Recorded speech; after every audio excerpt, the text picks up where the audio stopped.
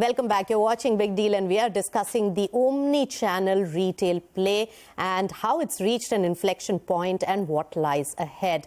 Lalit Agarwal is with us. Lalit, we discussed several aspects and the combination and collaborating between the two platforms. And it is still new, even though it's been happening for the last few years.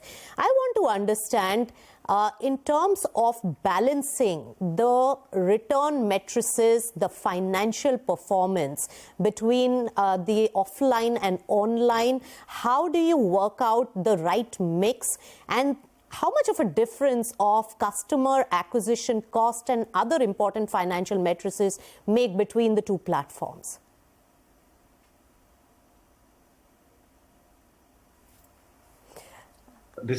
Nisha, this is right now the biggest challenge for the online retail world in India, especially, where we are seeing a very, very distorted culture, where customers have got real benefits from funded companies, private equity funded and funds driving those losses for their balance sheet, and they have been giving all those kind of easiness and comfort for the customers to do all sort of mischievous things, which in terms of returns. So that's the biggest pain area for online retailer, and that's the biggest pain area even for the omni retailer, so as to say. But yeah, slowly and gradually, I think things are coming back to action. Most of the online companies are realizing it, and most of the funds are also tightening their fair funds towards positive growth and towards profitable growth. And that becomes a better opportunity for all the retailers now, because if there is a level playing field for all kind of retailers, then is the area where we can actually sustainably grow in a profitable manner. Today, there are returns up to between 20 to 35% for different kind of segment of product, especially in fashion. And that's the biggest pain area for most of the retailers in online. And that's the biggest cost also for your team. So that's the area which we are trying to work on. Largely, it is also dependent upon the retailer, and then it is dependent upon also upon the environment in which the retail is being done and how is the customer behaving in similar environment. So that's what we have to work on.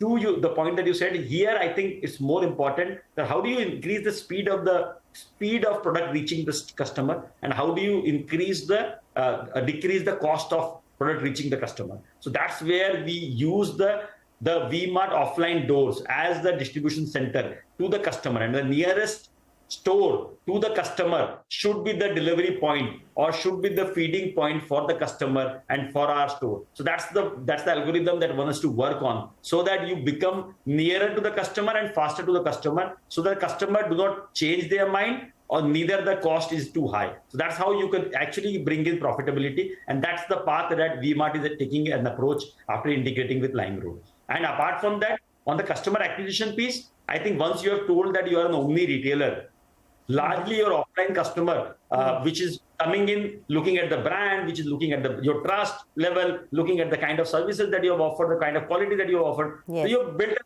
brand trust and you have built a brand persona. And how do you just take that persona to the online channel and give them a better opportunity through Omni, so that the customer now becomes a much more loyal customer to you, decreasing the cost of acquisition. Because if you just go for online acquisition, e-commerce acquisition, there is a huge acquisition cost, because you are definitely captured by all these mafias of online world, which is Facebook and Amazon and maybe Google. And how do you just cut down from that and build your own community? If you build your own community, you can actually bring down the cost of customer acquisition. That's what we do in the offline space, and that's what we need to replicate while we are getting into the omni space. And that's the opportunity area which the online retailer will have a very, very huge difficulty in getting onto. I think you figured what my next question was going to be, the intense competition, and of course the big boys have really made their way to this particular space. So the competition is going to be very intense. Rahul, any final words on this discussion, the way forward for the consumption theme with the combination of both the platforms? No, so I think Lalitji hit the nail on the head when he talks about brand being such an important centric mode of how you shop, right? So let's take Reliance for example. Burberry, Hugo, Bottega, Jimmy Choo. These are not brands. I mean, generally the consumer of these brands wants the store experience. So you may visually look at these stores on a Reliance app or a Tira app or whatever, but you will want to go and shop. Obviously, but shopping in these stores, and I'm telling you with my personal experience, Rahul, is also an experience. Exactly my point. Talking about the big brands. Exactly and of my course, point. the margins are much higher, so they can have the brick and mortar stores. Absolutely. So that was my point. So when you have brands like these, you want it to be more offline. You don't want it to be online. Similarly, there are portfolios within the Reliance brand where they'd want it to be more online, right? Yes. So I think the final point I'm trying to make, Nisha, is it eventually boils down to cash flows. Yes. Right? The established brick and mortar guys like Lalitji and others in the business have the cash flows, so it's easier for them to go into online. The online guys are funded by private equity. You made the point some time back about Nykaa shareholders not being happy when they went offline. That's the challenge, because at the end of the day, it's return on equity and capital employed, road to profitability, road to cash flows. That's all that's important. I think the startup world has learned their lesson on this particular thing, because buying customers, buying revenue and doing M&A, that is not the path. So I think path to profitability is well established now. And I would say that even though omni-channel approach really started some time back, this particular space is still noisy, and there will be some evolution of this particular sector to really separate the men from the boys, to get the right fit of that omni-channel approach. Thank you so much, Lalit Agarwal, as well as Rahul Arora, for joining us on this riveting discussion, and many, many big announcements coming in the retail space as the sector really evolves in the new age space. With that, it's a wrap on Big Deal. Thanks so much.